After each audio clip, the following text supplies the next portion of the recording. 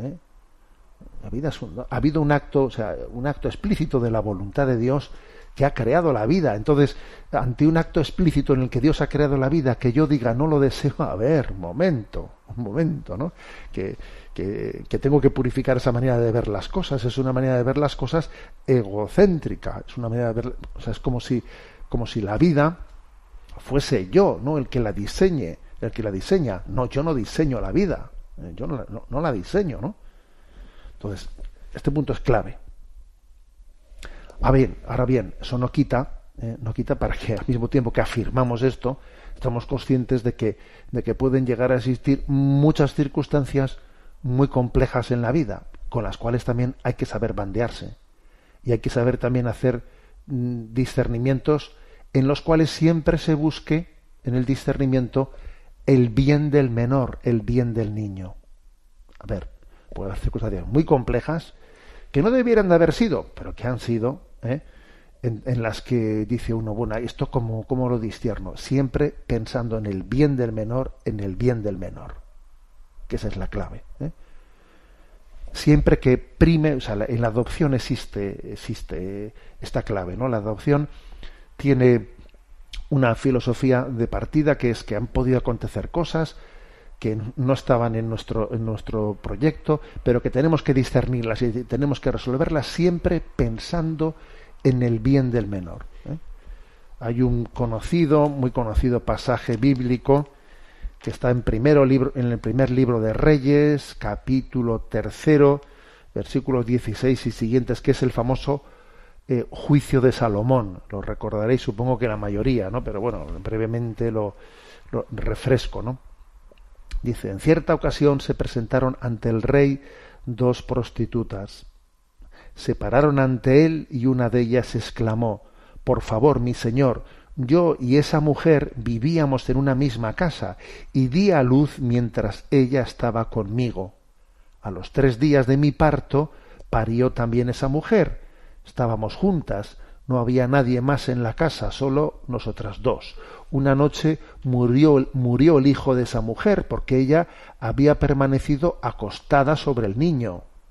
Se levantó durante la noche mientras tu servidora dormía, tomó a mi hijo de mi vera y lo acostó en su regazo, y a su hijo, el que estaba muerto, lo acostó en mi regazo. Me levanté al amanecer para amamantar a mi hijo y estaba muerto, pero lo examiné bien a la luz de la mañana para ver que no era mi hijo, el que yo había parido. La otra repuso, no, de ninguna manera, mi hijo es el vivo y tu hijo es el muerto. Mas la otra replicaba, no, al contrario, tu hijo es el muerto y el mío el vivo. Y seguían discutiendo ante el monarca, quien proclamó, esa dice, este es mi hijo el vivo y tu hijo es el muerto, mientras que la otra dice, no, al contrario, tu hijo es el muerto y mi hijo es el vivo. Entonces ordenó, traedme una espada. Presentaron la espada al rey y éste sentenció, cortad al niño vivo en 2 partes y dad una mitad a una y la otra mitad a la otra. A la mujer de quien era el niño vivo se le conmovieron las entrañas por su hijo y pidió al rey, por favor, mi señor, que le den a ella el niño vivo, pero matarlo no lo matáis.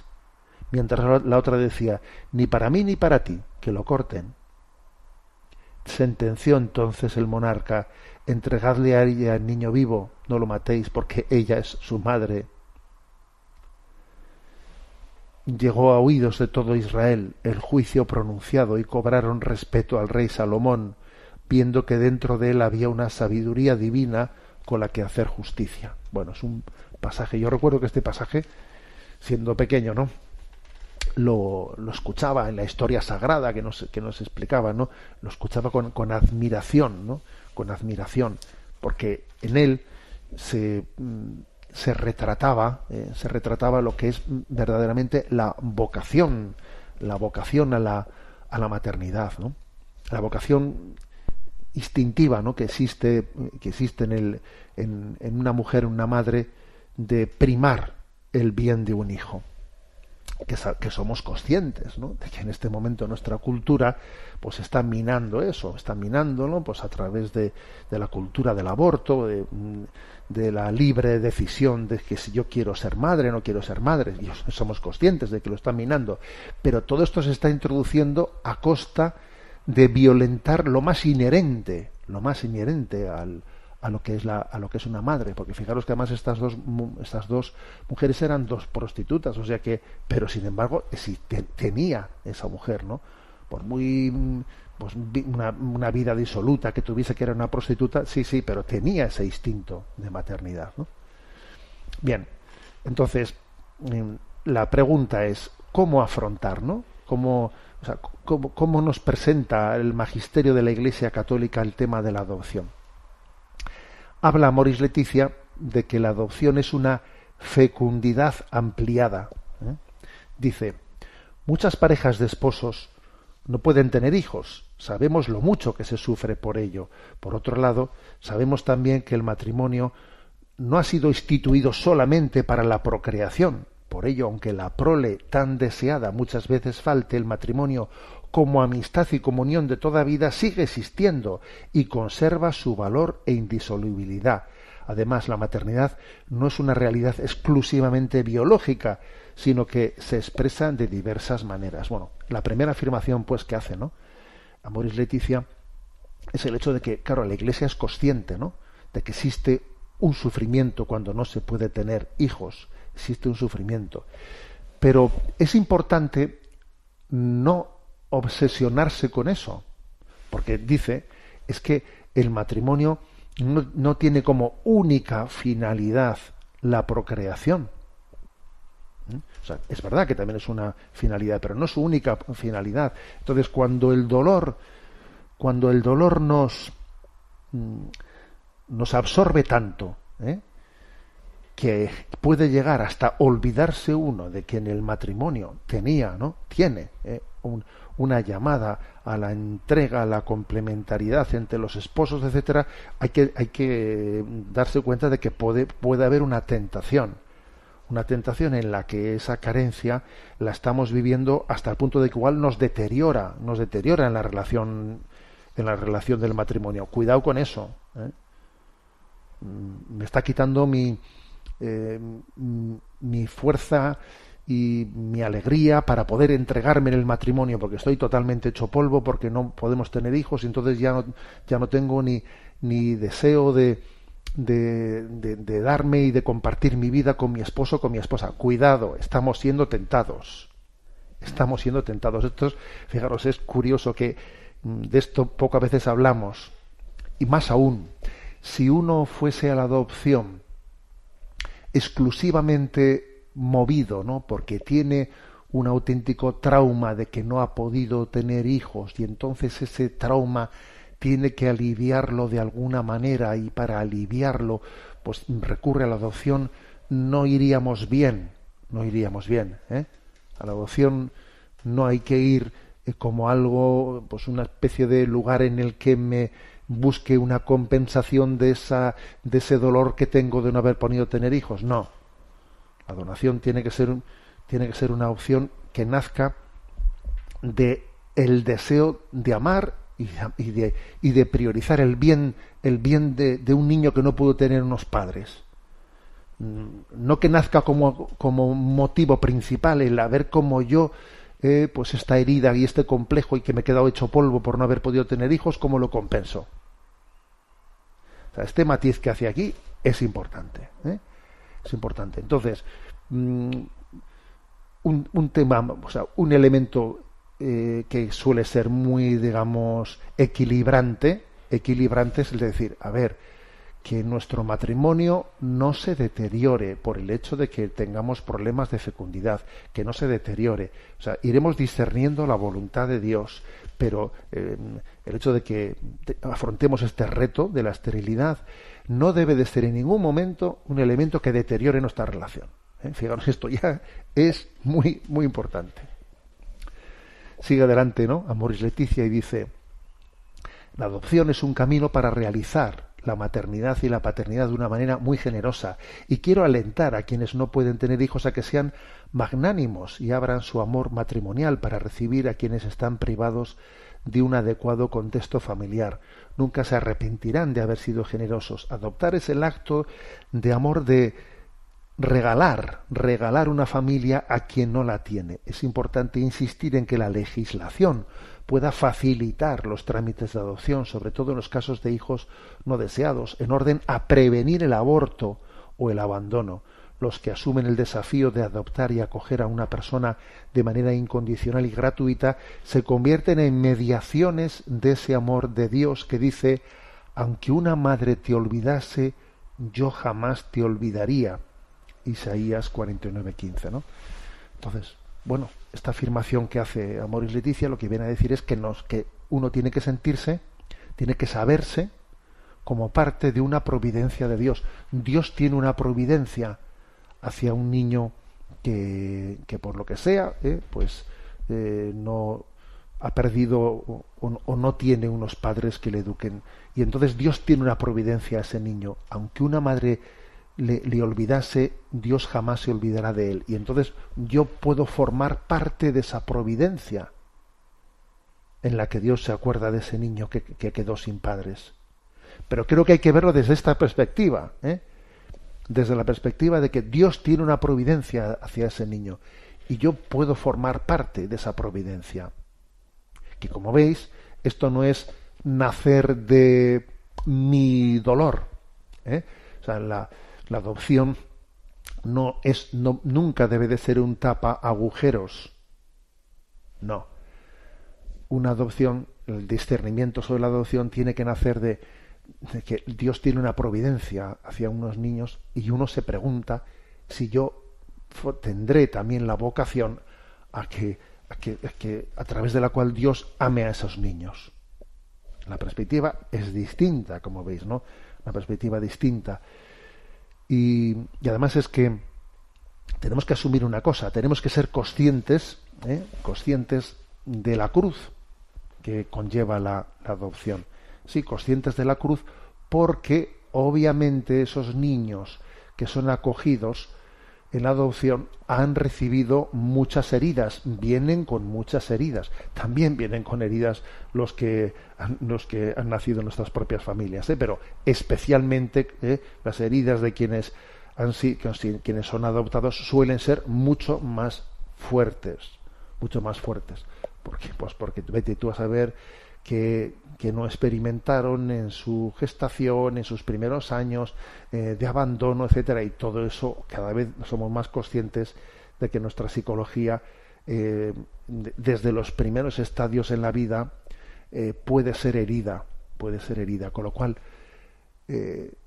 recibir de Dios la vocación a ser padres de adopción, tenemos que ser conscientes de que también es asumir sobre nosotros la cruz del mundo. Quien no tenga claro esto no debe de asumir esa vocación a la adopción.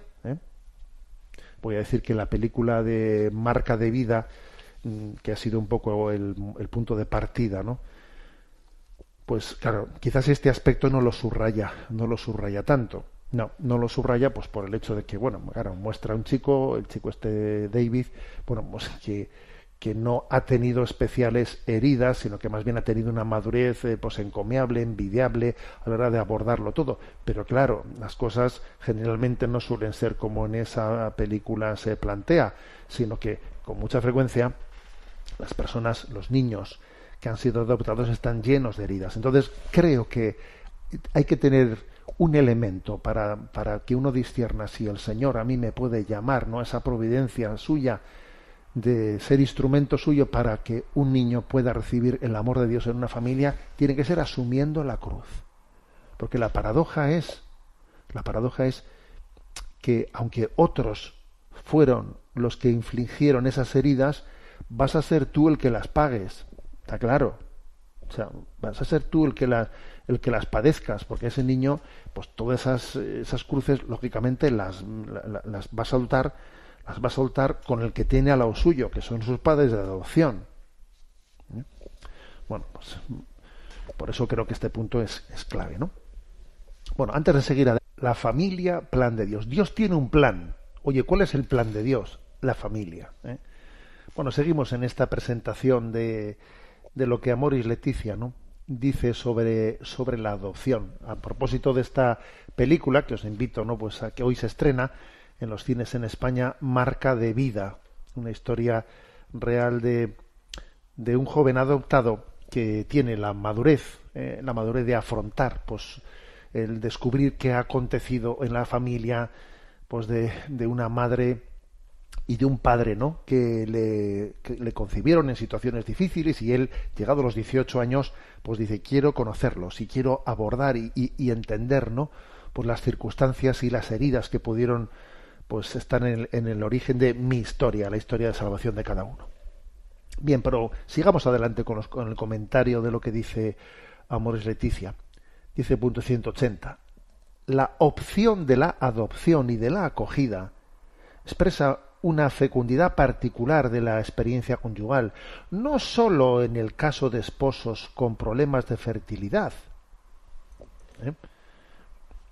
Interesante esto, no sólo en el caso de esposos con problemas de fertilidad, es que también hay matrimonios que adoptan, pues han tenido sus hijos, pero adoptan, además reciben también su llamada de Dios a tener también un hijo de adopción, además de los hijos naturales que han tenido, ¿no?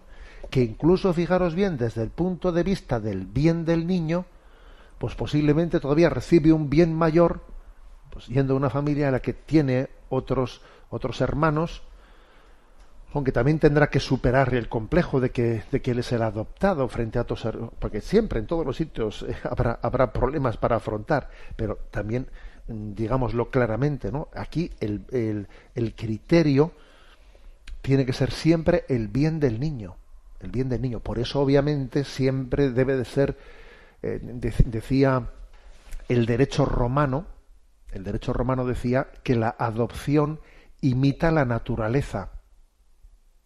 Ojo, lo decía el derecho romano antes del cristianismo.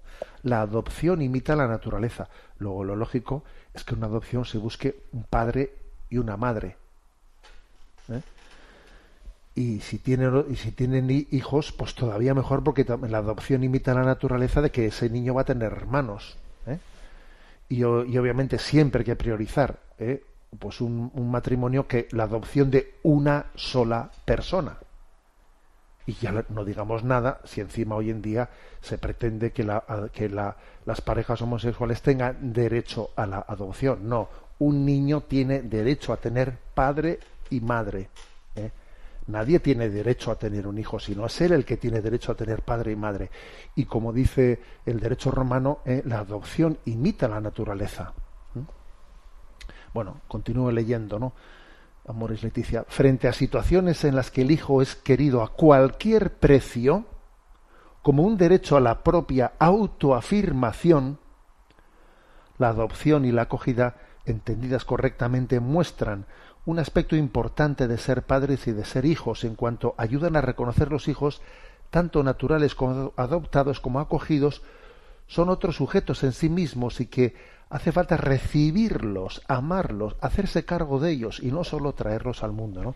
Aquí se pone el dedo en la llaga cuando se dice cuidado con eso de que tener un hijo a cualquier precio, ¿no?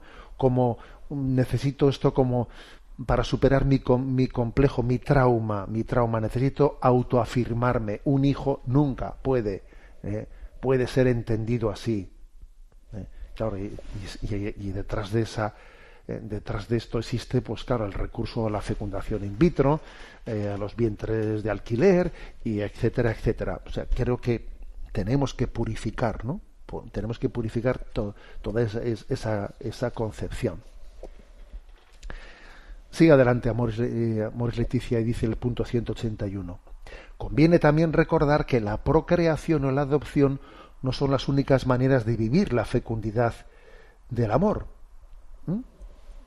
A una familia con muchos hijos está llamada a dejar huella en la sociedad donde está inserta, para desarrollar otras formas de fecundidad que son como la prolongación del amor que la sustenta. Muy interesante esto, diciendo, oye, mira, que es que esa vocación que tenemos a la fecundidad, que yo creo que eso es inherente dentro de los grandes de los grandes deseos que Dios ha sembrado en el corazón del hombre, uno de ellos es el deseo de fecundidad. Y ese deseo de fecundidad se traduce en el servicio. ¿De qué manera puedo servir yo? ¿De qué manera me puedo entregar? Y claro que una manera clave puede ser la de y si recibimos la vocación de adoptar un niño que tiene derecho a tener un padre y una madre, pues perfecto, puede ser maravilloso, pero también puede haber otras formas, ¿no? de servir a los últimos, de servir a la familia, de servir a los mayores, de atender a los ancianos. Es decir, es la vocación de la servicialidad, la vocación de entender mi vida en el bien que Dios me permite a mí hacer a los demás. Eso es una vocación de maternidad y de paternidad.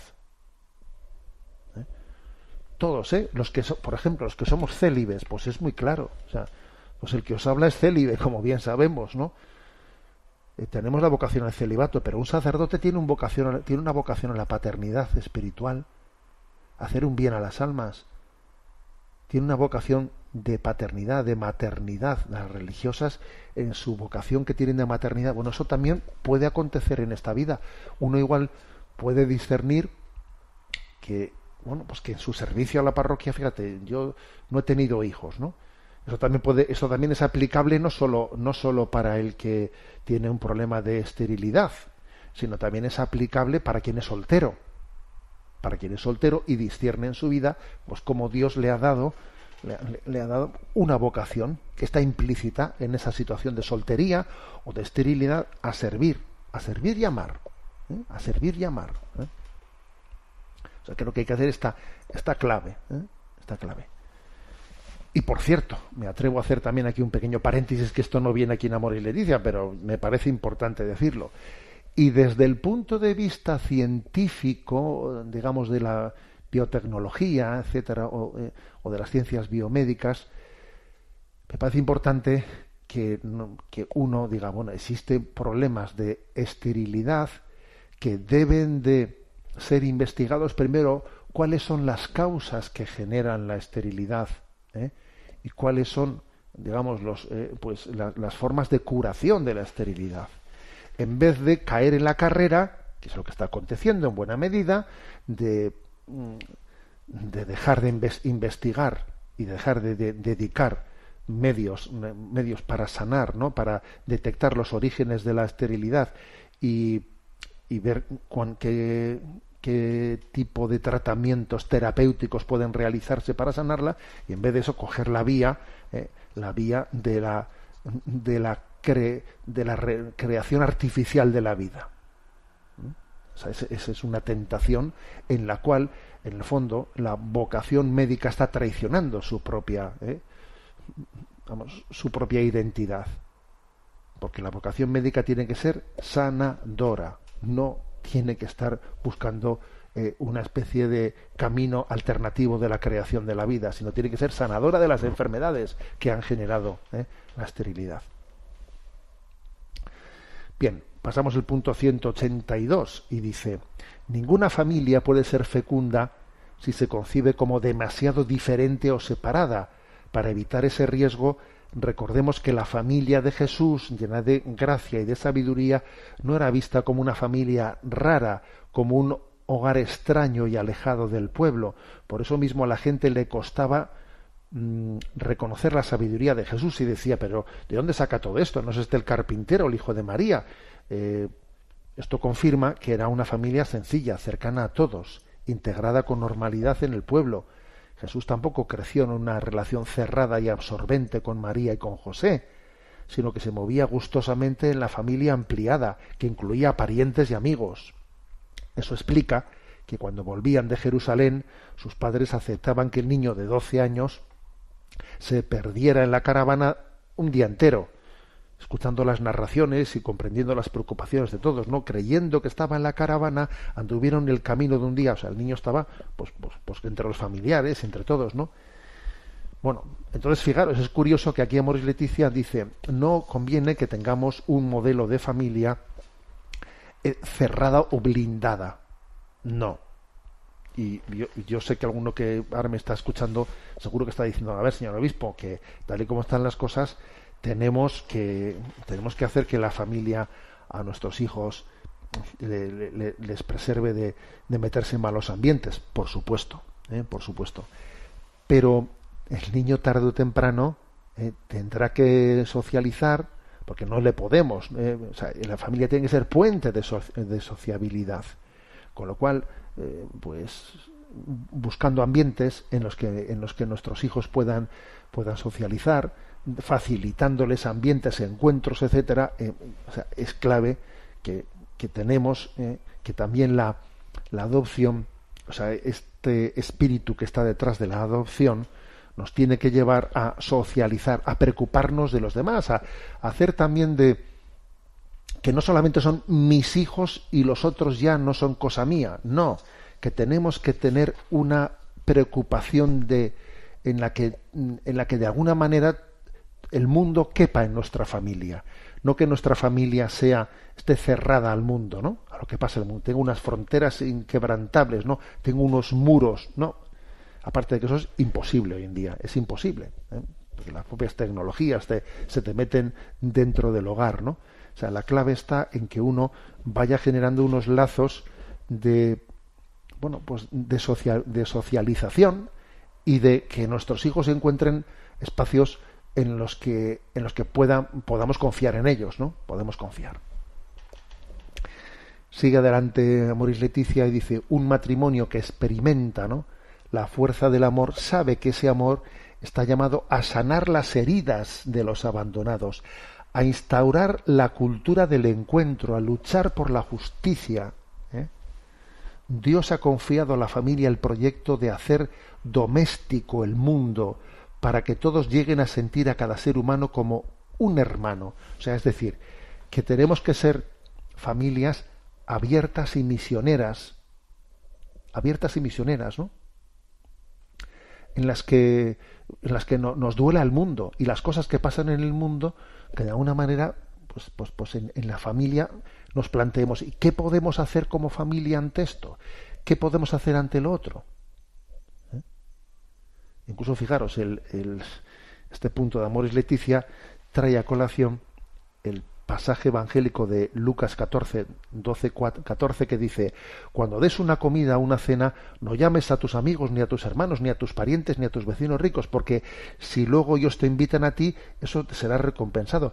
Cuando des un banquete, llama a los pobres, a los lisiados, a los cojos, a los ancianos, y serás dichoso. O sea, es decir, que el secreto de nuestra felicidad es una familia abierta, en la que seamos capaces también de acoger a los sufrientes del mundo, una familia misionera. Y por cierto, a nuestros hijos les hará un bien muy grande ver eso. Pues eso, que llega la Nochebuena y metemos en nuestra casa a este y al otro y al otro y al de más allá, o detalles de este estilo, ¿sabéis? Que a nuestros hijos les quedarán marcados en su corazón. Vaya que si les quedarán marcados. Voy a contar que a nuestra difunta madre le he escuchado yo cómo a ella se le quedó marcado que, siendo ella una niña, fíjate de qué estoy hablando, ¿no? Nuestra madre murió con 91 años y, bueno, ella me decía que siendo ella una niña, pues en el caserío veía cómo sus padres allí en invierno, cuando llegaban algunos gitanos, pues los metían pidiendo, los metían en la cocina y les ponían un desayuno. Y mi madre me contaba eso de cómo a ella se le quedaba grabado cuando era niña. Y ahora lo recuerdo yo. O sea, hay cosas que marcan, ¿sabéis? Hay cosas que marcan. A ella le marcó, a mí me marcó que a ella le marcase. O sea, esto es así. Por lo tanto, en el fondo, detrás de esta educación en el espíritu de la adopción, tiene que haber una conciencia de que una familia tiene una vocación social. Una familia tiene el mundo, ¿no? Está llamada a transformar el mundo. Tiene una vocación hacia la justicia social, una familia. ¿no? Es decir, estos son mis problemas, los otros son los problemas de otros, los problemas no cabe decir tal cosa, ¿no? Y concluye diciendo, Amoris Laetitia, con el testimonio y también con la palabra, las familias hablan de Jesús a los demás, transmiten la fe, despiertan el deseo de Dios y muestran la belleza del Evangelio y del estilo de vida que nos proponen. Así los cristianos, los matrimonios cristianos, pintan el gris del espacio público llenándolo del color de la fraternidad, de la sensibilidad social, de la defensa de los frágiles, de la fe luminosa, de la esperanza activa. Su fecundidad es amplia y se traduce en miles de maneras de hacer presente el amor de Dios en la sociedad. La fecundidad es amplia. Y es curioso que me he echado un vistazo a cómo en Amoris Laetitia también, ¿no? Pues Juan Pablo II, aunque de una manera más breve, también allí hablaba Juan Pablo II de la adopción, y hablaba de que la fecundidad de las familias debe de llevar a su incesante creatividad, a ser creativas. ¿De qué manera podemos nosotros ayudar al mundo? ¿De qué manera podemos aliviar el sufrimiento del mundo? Y que una familia es creativa en imaginarse cómo podemos hacerlo, cómo podemos ayudar a los ancianos que están aquí en el portal, y cómo podemos hacer esto. Una familia que en su amor es creativa, ¿no? Esto es lo que está en el fondo, ¿no? tras ese espíritu de la adopción.